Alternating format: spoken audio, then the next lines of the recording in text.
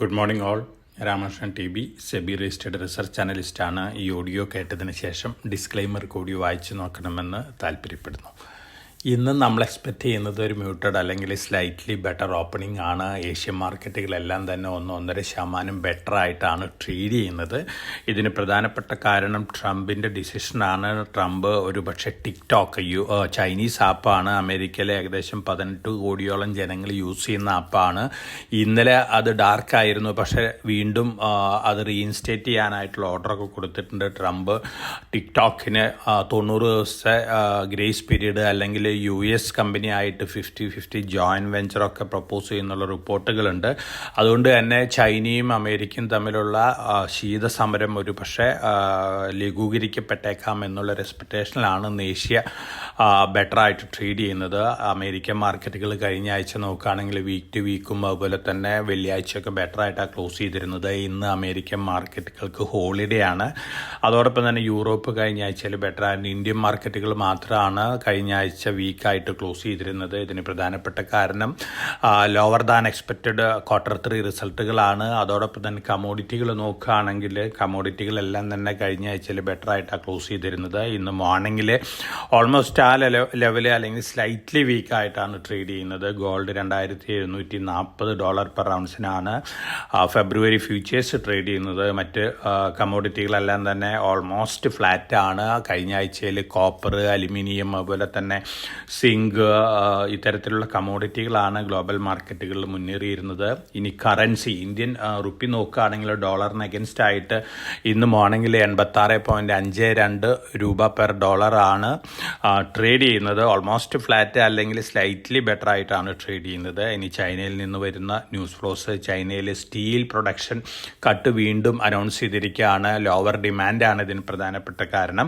പക്ഷേ ചൈനയിൽ കഴിഞ്ഞ ആഴ്ചയിൽ വന്നിരുന്ന എക്കണോമിക് ഡാറ്റകളെല്ലാം തന്നെ പോസിറ്റീവ് ആയിരുന്നു. അതുകൊണ്ട് തന്നെ മെറ്റൽ ഫ്യൂച്ചേഴ്സ് എല്ലാം തന്നെ കഴിഞ്ഞ ആഴ്ചയിൽ ബെറ്ററായിട്ട് ക്ലോസ് ചെയ്തിരുന്നത്. ഇനി നമ്മളെ സംബന്ധിച്ച് നോക്കുകയാണെങ്കിൽ ഡൊമസ്റ്റിക് ആയിട്ട് വന്നുകൊണ്ടിരിക്കുന്ന ന്യൂസ് ഫ്ലോസ് ഒക്കെ പല സെക്ടേഴ്സിനും ഫേവറബിൾ ആണ്. പ്രത്യേകിച്ച് ടെലികോം റിലേറ്റഡ് ഗവൺമെൻറ് അനൗൺസ്മെൻ്റ് ഒക്കെ വരുമെന്ന് പറയുന്നത് തീർച്ചയായിട്ടും വോഡാഫോൺ ഐഡിയ, അതുപോലെ തന്നെ ഭാരതി എയർടെൽ, ടാറ്റ ടെലി സർവീസസിനൊക്കെ പോസിറ്റീവാണ്.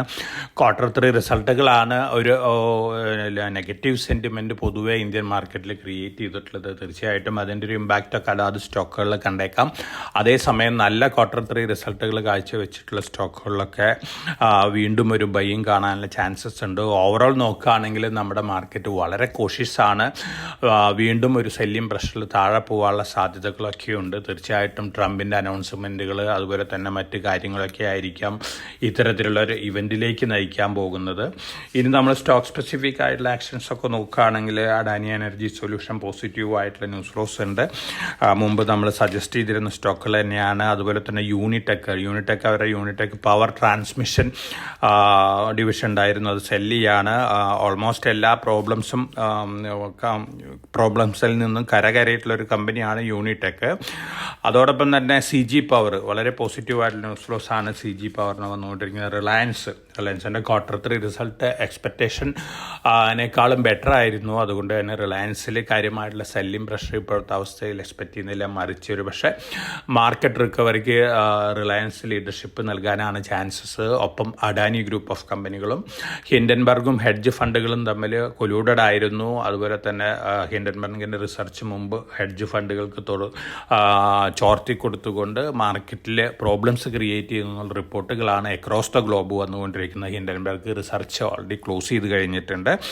അപ്പോൾ ഇതൊക്കെയാണ് മാർക്കറ്റ് ന്യൂസ് ഫ്ലോസ്. വളരെ കോഷ്യസ് ആയിട്ട് മാർക്കറ്റിൽ മൂവ് ചെയ്യണം. അതോടൊപ്പം തന്നെ നമ്മുടെ ബഡ്ജറ്റ് വരികയാണ് ഫെബ്രുവരി 1-ന്. ആ ബഡ്ജറ്റിൽ വരാൻ പോകുന്ന അനൗൺസ്മെൻറ്റുകൾ തീർച്ചയായിട്ടും മാർക്കറ്റിനെ ഇമ്പാക്റ്റ് ചെയ്യാനുള്ള സാധ്യതകൾ ഇപ്രാവശ്യം വളരെ കൂടുതലാണ്. പ്രത്യേകിച്ച് പേഴ്സണൽ ഇൻകം ടാക്സ് റിലേറ്റഡ് ആയിട്ടുള്ള പല എക്സ്പെക്റ്റേഷൻസും ഇൻവെസ്റ്റേഴ്സിനുണ്ട്.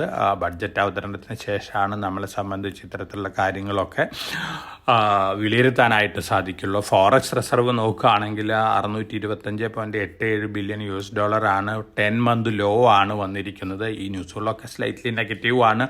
റുപ്പി $ന് അഗൻസ്റ്റ് ആയിട്ട് ഡിപ്രീഷിയേറ്റ് ചെയ്യുകയാണെങ്കിൽ അതിൻ്റേതായ നെഗറ്റീവ് ഇമ്പാക്റ്റ് ഒക്കെ ഉണ്ടാക്കാൻ പോകുന്നത് ഇന്ത്യൻ എക്കണോമിയിലാണ്. അതേസമയം എക്സ്പോർട്ട് ബിസിനസ്സിലും കാര്യമായിട്ടുള്ളൊരു പുരോഗതിയുണ്ട്. അതുകൊണ്ട് തന്നെ ഒരു പോസിറ്റീവ് റിയാക്ഷൻ എക്സ്പോർട്ടിംഗ് കമ്പനികളെ സംബന്ധിച്ച് നമുക്ക് പ്രതീക്ഷിക്കാം. അതേസമയം ടെക്നോളജി സ്റ്റോക്കുകൾ വന്നുകൊണ്ടിരിക്കുന്ന റിസൾട്ടുകളൊക്കെ മിക്സഡ് പിക്ചറാണ് നൽകുന്നത്.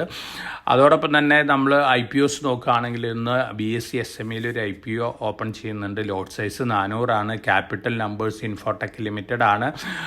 നല്ലൊരു കമ്പനിയാണ്. 263 രൂപയാണ് അപ്പർ പ്രൈസ് ബാൻഡ് വരുന്ന. ലിസ്റ്റിംഗ് ഗെയിൻ കിട്ടാൻ സാധ്യതയുള്ളൊരു കമ്പനിയാണ്. ഇന്ന് ക്ലോസ് ചെയ്യുന്ന മെയിൻ ബോർഡ് IPO ഉണ്ട് Stallion India. Already 32.23 times over subscribed ആണ്. നല്ലൊരു IPO ആണ്. ലിസ്റ്റിംഗ് ഗെയിൻ കിട്ടിയേക്കാം. അതോടൊപ്പം തന്നെ NSE SBയിൽ നാളെ ക്ലോസ് ചെയ്യുന്ന ഒരു IPO ഉണ്ട്. EMA പാർട്ട്നേഴ്സ് ആണ്. ഈ സ്റ്റോക്കിലും ലിസ്റ്റിംഗ് ഗെയിൻ കിട്ടാനുള്ള സാധ്യതകളുണ്ട്. 124 അപ്പർ പ്രൈസ് ബാൻഡ് വരുന്നത്. മാർക്കറ്റ് ലോട്ട് 1000 ആണ് വരുന്നത്. മറ്റന്നാൾ ഓപ്പൺ ചെയ്യുന്ന ഒരു IPO ഉണ്ട്. ജാനുവരി 22 ഓപ്പൺ ചെയ്യുന്നത്. 24 അവസാനിക്കുന്ന ഒരു IPO ഉണ്ട്. Denta Water and Infrastructure Solutions Limited ആണ്. മെയിൻ ബോർഡ് IPO ആണ്. 294 രൂപയാണ് അപ്പർ പ്രൈസ് ബാൻഡ് വരുന്നത്. 10 രൂപയാണ് ഫേസ് വാല്യൂ. ഈ IPOയിലും അപ്ലൈ ചെയ്യുന്നതായിരിക്കും. ലിസ്റ്റിംഗ് ഗെയിൻ കിട്ടാൻ സാധ്യതയുള്ള ഒരു IPO ആണ്. ഇന്ന് ധാരാളം Q4 റിസൾട്ടുകളുണ്ട്. സൊമാറ്റോ ഉണ്ട്, IRFC ഉണ്ട്, ഡിക്സൺ ടെക്നോളജി ഉണ്ട്, IDB ബാങ്ക് ഉണ്ട്, PTM ഉണ്ട്, ഒബറോയ് റിയാലിറ്റി ഉണ്ട്, APL അപ്പോളോ ട്യൂബ്സ് ഉണ്ട്, L&T ഫിനാൻസ് ഉണ്ട്, MCX, new gen software, AGI green peas, അതുപോലെ തന്നെ ഇൻഡോസ്റ്റാർ ക്യാപിറ്റൽ ഫിനാൻസ്, ഇത്തരത്തിലുള്ള IPOs ഒക്കെ ഉണ്ട്. ഈ റിസൾട്ടുകൾക്ക് അനുസരിച്ച് ഇത്തരത്തിലുള്ള സ്റ്റോക്കുകളിലൊക്കെ അതിൻ്റേതായ ഇമ്പാക്റ്റുകളൊക്കെ കാണാം. അപ്പോൾ വളരെ കോഷ്യസ് ആയിട്ട് മാർക്കറ്റിൽ മൂവ് ചെയ്യുക. ഇന്ന് അമേരിക്കൻ മാർക്കറ്റുകളില്ല, ഏഷ്യൻ മാർക്കറ്റുകളും യൂറോപ്യൻ മാർക്കറ്റുകളും മാത്രമേ ഉള്ളൂ. ട്രംപിൻ്റെ സ്ഥാനാരോഹണമാണ് ഇന്ന്. ട്രംപിൻ്റെ സ്ഥാനാരോഹണത്തിന് ശേഷം വരുന്ന അനൗൺസ്മെൻറ്റുകൾ, അതുപോലെ തന്നെ ചൈനയും US തമ്മിലുള്ള റിലേഷൻഷിപ്പ്, ഇതൊക്കെ ഗ്ലോബൽ മാർക്കറ്റുകൾക്ക് വളരെ ഇമ്പോർട്ടൻ്റ് ആണ്. മറ്റൊരു പോസിറ്റീവ് ന്യൂസ് വന്നിരിക്കുന്നത് ഇസ്രായേലും ഹമാസും തമ്മിൽ സീസ് ഫയർ സൈൻ ചെയ്തിരുന്നു. പക്ഷേ ഇന്നലെ വരെ ഒരു കൺഫ്യൂഷൻ ഉണ്ടായിരുന്നു. പക്ഷേ ഇന്നലെ 3 ബന്ദികളെ കൈമാറിയിട്ടുണ്ട്. അതുകൊണ്ട് തന്നെ ഒരു പോസിറ്റീവ് റിയാക്ഷൻ തന്നെയാണ് ആ ഫ്രണ്ടിലും നമ്മൾ എക്സ്പെക്റ്റ് ചെയ്യുന്നത്. നമ്മളെ സംബന്ധിച്ച് Q3 റിസൾട്ടുകൾ തന്നെയാണ് ഒരു ഇഷ്യൂ. ആ റിസൾട്ടുകൾക്ക് അനുസരിച്ചുള്ള റിയാക്ഷൻ നമ്മുടെ മാർക്കറ്റിൽ എക്സ്പെക്റ്റ് ചെയ്യാം. അപ്പോൾ എല്ലാവർക്കും നല്ലൊരു ട്രേഡിംഗ് ഡേ ആശംസിച്ചുകൊണ്ട് ഞാൻ ഇന്നത്തെ പ്രീ മാർക്കറ്റ് കമൻറ്ററിയോട് അവസാനിപ്പിക്കുകയാണ്. Thank you.